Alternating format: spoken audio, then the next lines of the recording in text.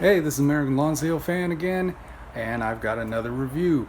Although it's not going to be a gun review, it's not going to be a knife review, it's not even going to be a boxing equipment review. It's going to be a sword review. Reproduction of a 1913 so-called Patton Sabre as made by Windlass Steelcrafts out of India. Very well made, battle ready, if you will, reproduction. It was, of course, a reproduction of what came to be known as the 1913 or Model 1913 Cavalry Sabre. Most historians nowadays will argue that this is not technically a saber in the sense that it's got a straight blade. Very not only straight blade, but very narrow blade, designed for thrusting with the tip. But it was coined as the 1913 Cavalry Sabre.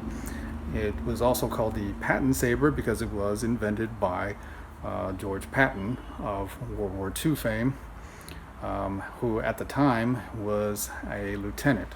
And he was a cavalryman, and he was also an accomplished swordsman who actually designed this for military combat. That makes it kind of unique in that arguably it's the last sword specifically designed for military combat in 1913. The unfortunate part about this sword was that it was approved, it was issued, and then of course in 1914 World War I breaks out and warfare changed.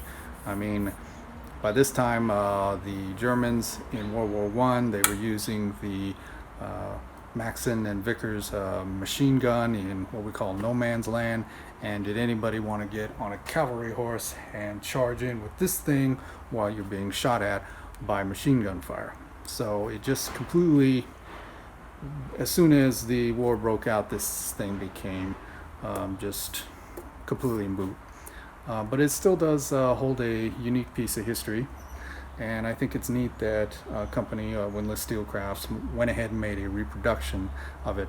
But Windlass Steelcrafts is the only one that I can find that actually makes a reproduction of this, which is kind of cool. So I'm going to do a review on this, a little bit about the history. If you really want to dive more into the history of this sword, there are first-hand accounts written by the inventor, George Patton, available on Amazon. So there's 3 books that are printed on by Amazon, or you can get on Amazon, that were written by George Patton. The first one is Sabre Exercises, which covers how do you actually use this thing. The other one is called In Defense of My Sword, Sabre, where he's making a case for this thing and why it's still useful, both to be adopted, and then why it's, even after warfare has changed, why he still thinks it has a purpose. And then finally a book called The Diary of a Sword Instructor. Anyway, so let's get to the review portion about this sword, and then we'll go a little bit into its use and then some final thoughts. Okay, so once again, this is the Windlass Steelcraft reproduction of the Patton Sword, or Patton Sabre as it's sometimes referred to. So real quick, the blade is high carbon steel, and if you know anything about Windlass Steelcrafts, you can see that they're forged to, made to flex, made to withstand some sort of supposedly be battle ready. Full tang design. In fact, you can see it right there. That's that silver colored is all part of the blade. And so it's a completely full tang. It's obviously, the tang is drilled. So you can see the screws, these are real screws that go all the way through the tang. And then over here, there's even a, I guess you would call it a rat tail threaded tang as well. Although I'm guessing this portion helps keep the guard secure to the sword as well. Real quick, this grip is very unique and it's big, it's thick. But just to show you, the grip on here is just huge in comparison. It's thick, it fills the hand completely. That's how Patton designed it. He even put this little divot right here so that you would actually place your thumb in position. He didn't want you bringing your thumb all the way close like that, so he wanted you somewhere in between, holding it like that. So it's a huge grip. It fills your hand. One thing they kind of went cheap on is this is almost one piece. Initially, if you look at the original Patton swords, this was a separate grip panel, but this is all one piece. It's black and steel.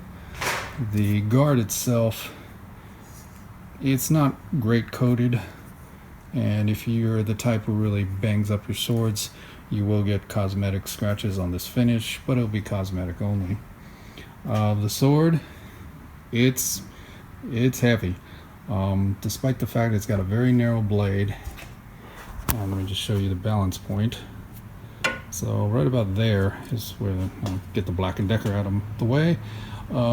That's where the balance point is. But as opposed to, let me just in comparison, the balance point on here is, you can tell, is closer to the almost the center of the blade. So there's obviously more weight, being that this is a curved saber. There's more weight for the cutting action as opposed to this. However, in comparison, this sword measures in at about 2 pounds given. This one's a little over 3, so it's a heavy sword. And side note, let's talk about the scabbard. So this is the scabbard that it comes with, very similar to the real Patton sword that it was modeled after. It's steel parts. This is wood wrapped in a green canvas. The only downside, as you can tell, the canvas wrapping is just kind of glued on. I could see this coming off with time. But on a positive note, it's hard to tell. I don't think you can tell on the camera, but like I said, this is wood, and there's actually plastic liners that help guide when you place the sword in the scabbard. This is a nice thing because it means that, being that this is wood with a plastic lining, and given the fact that there are so many oils that are good for both steel and wood, it means you can store this in the sheath and not have to worry about this high carbon steel rusting at any point. That to me is a plus. In comparison, the Sabre came with this leather scabbard. You can tell it's soft, and it's just hardened leather, and it's not really lined. Well, that is something that you could not store for long periods inside the sheath, because the high carbon steel blade would start to just pit and rust on you in no time. This sword was shipped with the sword shrink wrapped and greased up, and this just sitting on the sideline in the box. So they were shipped separately, whereas this one, it was greased down and placed inside the scabbard and shipped as that. So that tells you a lot, that this scabbard will not damage your blade with time or anything. Whereas if you were to leave this blade inside the leather scabbard over time, you're going to have a problem.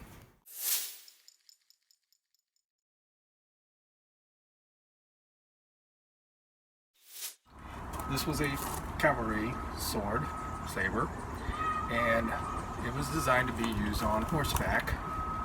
So the idea was, instead of having a saber where you're on horseback and you're hitting or trying to decapitate somebody as you're riding by, this was supposed to be almost used like a lance, and you were supposed to use the speed of horse. The way you were doing it, you're bringing the arm fingertips up this way, either on the right or the left side of the horse. And this is not going to be easy to show, but you were basically supposed to hold on to the reins, tilt your head forward, tilt your body forward, stand in the saddle, present the weapon this way. Your head would be on, the horse's head would be right about here, so you're well protected. You were supposed to charge in, impale your target with the sword, and as you were coming around, I can't do it right here, you were you're basically supposed to whip the sword around as it's being withdrawn from your enemy. The sword could also be held this way on the opposite side of the horse's head, and same thing, roll it around. So this was not a personal combat weapon. This was certainly not a dueling weapon, and it's certainly not something you were supposed to face a person on foot with, although I guess you could. Sorry about the noise here, my neighbor's doing some work. So anyway, once again, cavalry, not a cutting weapon. Initially, these were only sharpened on one side and then halfway sharpened here, but even Patton himself said this was not designed to be hacking at your opponent. In fact, the only reason it was sharpened is because once you impaled your enemy, the sharpened blade made it easier to withdraw the blade after you stuck. Hey, real quick, I just wanted to add something to this review as far as why did I even purchase this thing. Like I said, I'm not a big collector. I'm not one of those guys who spends all this money on reproduction swords. And why did I even do this review? Well, there's a couple reasons why I personally bought this one. Mostly because I'm a big history buff, and particularly American history, and this is a American sword, which is kind of neat. And like I said before, it's also a matter of this is the last, or arguably the last sword specifically designed for military combat, and that's kind of unique. Another final reason is this. I also, in addition to being a longtime martial artist and shooter and so forth, I belong to a local fencing club. So I do fencing. My weapon of choice, and this is a vintage one, is the épée.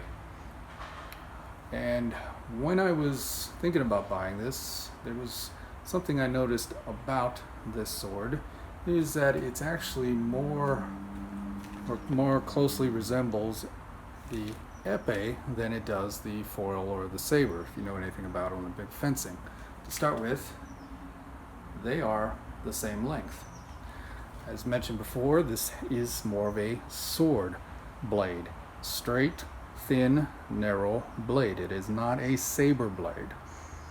Also, when you put this down, when you hold this, it's not really it doesn't lend itself very well to Olympic saber fencing because of the unique guard. It actually just works more as an épée blade, or the way you hold it, French style, particularly because of the large guard. It just works more like a bell guard with a knuckle guard as well. So what I've noticed is I've always been big into strengthening my grip from being a long-time boxer, martial artist, and also a shooter. I have no arthritis in this hand. I like to keep it that way, so I do a number of different grip exercises. I might do a video on that one day. But I like things that allow me to strengthen my grip, and what I found is I will do épée exercises solo with this to strengthen my grip. Just do a lot of tip control, the back up a lot, the lunges and so forth, as well as all the parries with a much heavier blade, a blade that is so much heavier than the actual épée blade. And what that does is it really strengthens my grip, my forearm, a little bit on my shoulder and so forth, but it doesn't do any strain to my joints. And I think that's just something to be said about how ergonomic this is. So, like I said, I know this is an odd review. I've never seen a review on this sword anywhere on YouTube, so that's another reason I thought it'd be neat to do one. So, hope you enjoyed it. I don't think I'll be doing a lot more sword reviews, but just thought I'd do this one. All right. God bless you and those you love.